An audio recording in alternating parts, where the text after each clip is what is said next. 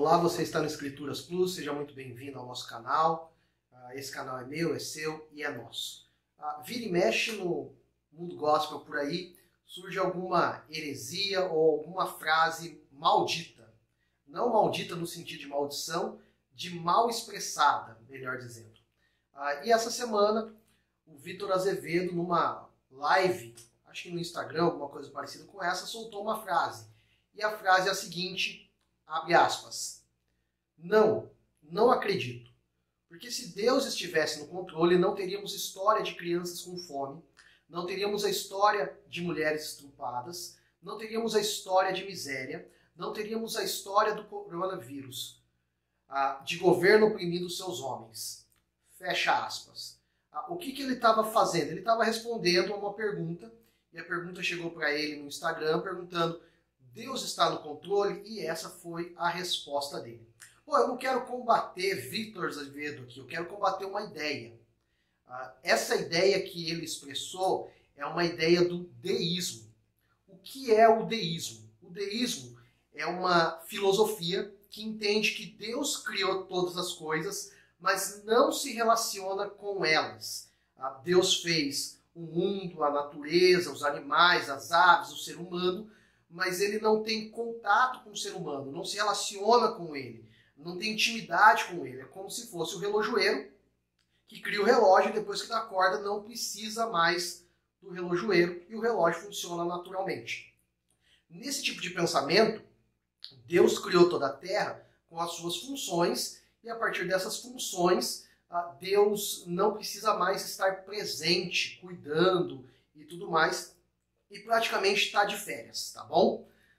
Qual que é o problema de tudo isso? O problema é que isso não harmoniza com o todo da Escritura.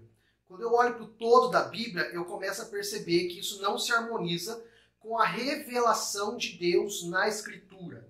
Só lembrando, e é um ponto interessante da gente falar, a Bíblia como um todo é a palavra de Deus. A Bíblia como um todo revela Jesus. Mesmo que algumas passagens pareçam para mim e para você estranha, ela também é inspirada por Deus. Você tem que lembrar de Timóteo, 2 Timóteo, onde Paulo diz toda a Escritura é inspirada por Deus.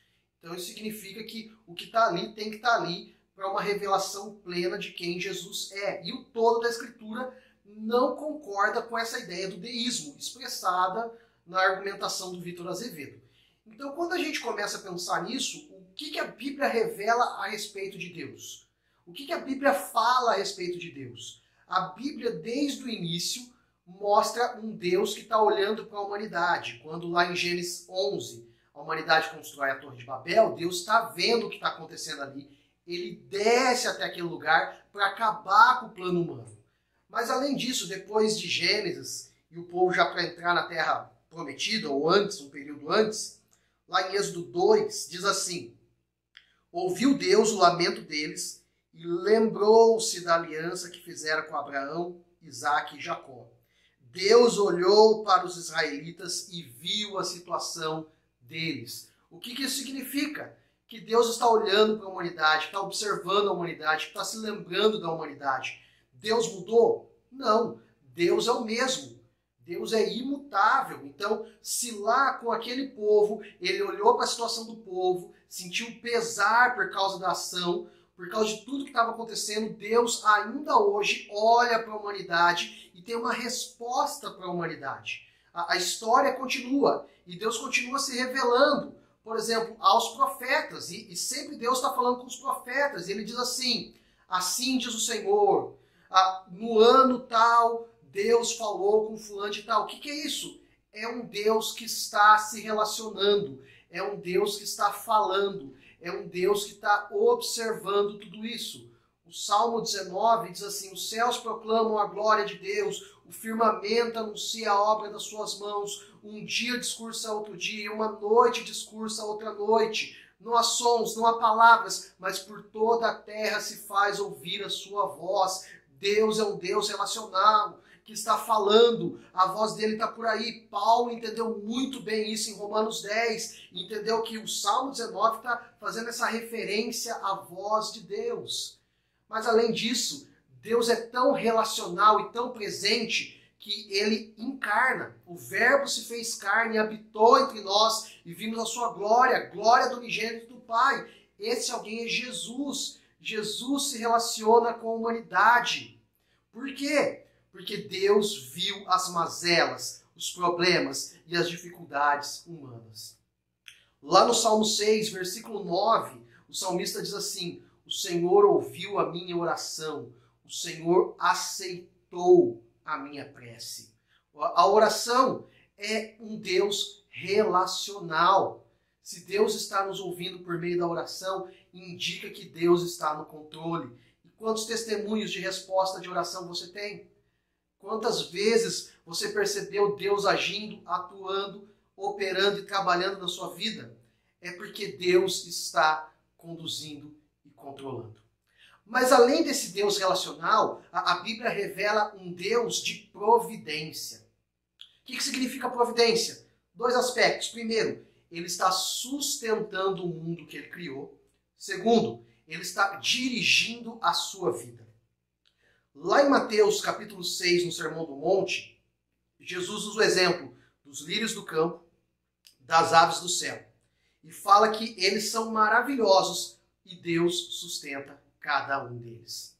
E daí diz, se Deus cuida assim das aves do céu e dos lírios do campo, quanto mais de nós. Então a ideia é a seguinte: Deus está com a sua providência sobre as nossas vidas. A providência do Senhor está sobre nós e nós podemos descansar nisso. A providência dele sustenta o mundo, governa o mundo. De tal forma que a pergunta não seria assim: se Deus está no controle, por que tanta miséria? A pergunta deveria ser: imagine se Deus não estivesse no controle, como a situação seria pior. A potencialidade do mal e do pecado no ser humano não foram vistos ainda em sua totalidade. Poderia ir muito além, mas não vai, porque Deus tem exercido a sua providência no meio do povo. Dito isso, nós temos uma terceira razão do porquê essas coisas estão à nossa volta. E o porquê é uma resposta que está lá em Gênesis 3. É o pecado. Quando o pecado entra na humanidade, ele traz consequências para o ser humano, traz consequências para o trabalho do ser humano, mas também traz consequências para a sociedade como um todo, para o mundo como um todo. Por exemplo, a natureza geme, espera a sua redenção. Então, quando a gente começa a pensar um pouquinho nisso, a gente começa a perceber o quanto que o problema do pecado tem afetado a nossa sociedade. Então, problemas como crianças com fome, mulheres sendo assassinadas, estrupadas, governos opressores, revela para mim e para você o quanto que a humanidade está longe de Deus, distante do Senhor. E isso é um claro reflexo de Romanos capítulo 1. Lá em Romanos capítulo 1, versículo 22 a 24, diz assim: dizendo-se sábios, tornaram-se loucos e trocaram a glória do Deus imortal por imagens feitas segundo a semelhança do homem mortal, bem como de pássaros, quadrúpedes e répteis. Por isso, Deus os entregou à impureza sexual segundo os desejos pecaminosos do seu coração, para a degradação do seu corpo entre si. O que isso significa? Quanto mais o homem fica longe de Deus, mais coisas perversas aparecerão no meio da humanidade. Um pouquinho antes, do versículo 18 ao versículo 20, dizia assim: portanto, a ira de Deus é revelada nos céus contra toda a impiedade e injustiça dos homens, que suprimem a verdade pela injustiça. Pois o que Deus se pode conhecer é manifesto entre eles, porque Deus lhes manifestou. O que isso significa? Deus se revelou. Deus está no controle. Deus se relaciona.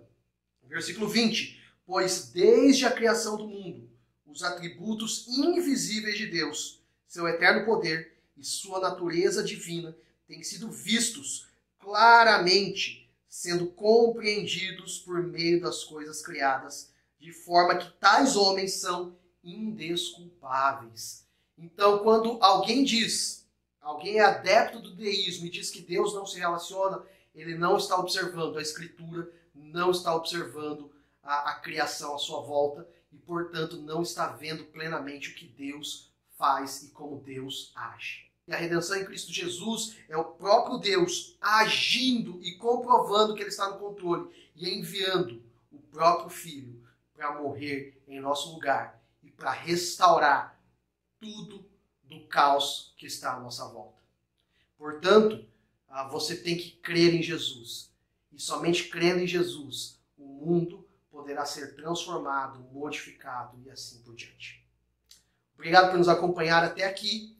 Se inscreva no nosso canal, aperte o sininho da notificação. Nós estamos perto de chegar em 6.000 inscritos. Me ajuda nisso, por favor. Se inscreve aqui. Não custa nada, você não vai pagar nada por isso. Então se inscreve. Além disso, curta esse vídeo. Quanto mais você curte, mais a mensagem do Evangelho é espalhada por aí. E nós queremos alcançar vidas e pessoas com a mensagem do Evangelho. Também comente aqui. Se eu esqueci alguma coisa ou algum detalhe que você pensou sobre o assunto, comenta aqui embaixo para a gente agregar conhecimento e valor a tudo isso. Compartilhe com seus amigos. Forte abraço. Deus te abençoe.